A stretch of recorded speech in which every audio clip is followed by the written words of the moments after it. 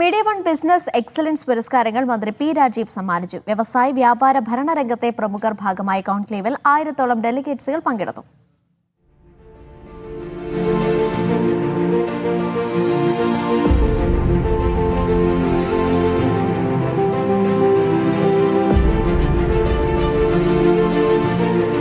വിദ്യാഭ്യാസ, വ്യവസായ, വാണിജ്യ മേഖലകളിൽ വ്യക്തിമുദ്ര പതിപ്പിച്ച പ്രമുഖരെയാണ് കൊച്ചിയിൽ നടന്ന മീഡിയ വൺ ബിസിനസ് കോൺക്ലേവിൽ ആദരിച്ചത്.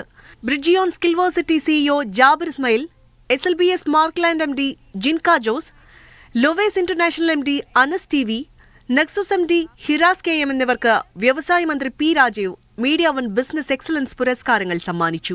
കേരളത്തിൽ ഒരു നിക്ഷേപവും വിജയിക്കില്ല എന്ന മനോഭാവം മാറ്റുകയായിരുന്നു ഏറ്റവും വലിയ വെല്ലുവിളിയെന്നും അതിൽ മാറ്റം വരുത്താൻ കഴിഞ്ഞുവെന്നും മന്ത്രി പി രാജീവ് പറഞ്ഞു. കേരളത്തിന്റെ ഒരു കുറവെന്നുള്ളത് ഒരു ഡീപ്പ് റൂട്ടഡ് പ്രിസംഷനായിരുന്നു. ഇവിടെ ഒരു സംരംഭവും സാധ്യമാവില്ല.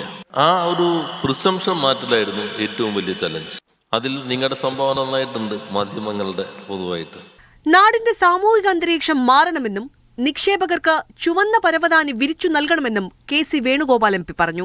ഉദ്യോഗസ്ഥരുടെ അനുമതി, ഗവൺമെന്റിന്റെ അനുമതി വേണ്ട ഒരുപാട് മേഖലകളുണ്ട്. അതൊക്കെ വളഞ്ഞ വഴിയിലൂടെ കിട്ടാനല്ല, പക്ഷെ ലളിതമായിട്ട് കിട്ടാനും വേഗത്തിൽ കിട്ടാനുമുള്ള സംവിധാനം ഉണ്ടാകണം. റെഡ് ടാപ്പിസം ഉണ്ടാകാതിരിക്കണം. അതിനെ ഞാൻ പറയാറുണ്ട് എല്ലായിടത്തും.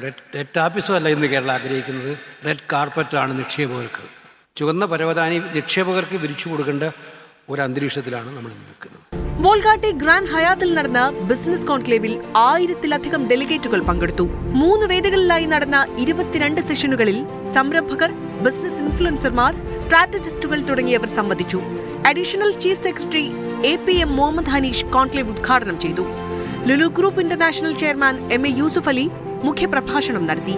Kerala state industrial development chairman Balagopal Chandrasekhar, media one CEO Mushtaq Ahmed, media one editor Pramod Raman എന്നിവർ പങ്കെടുത്തു. Media one, Kochi.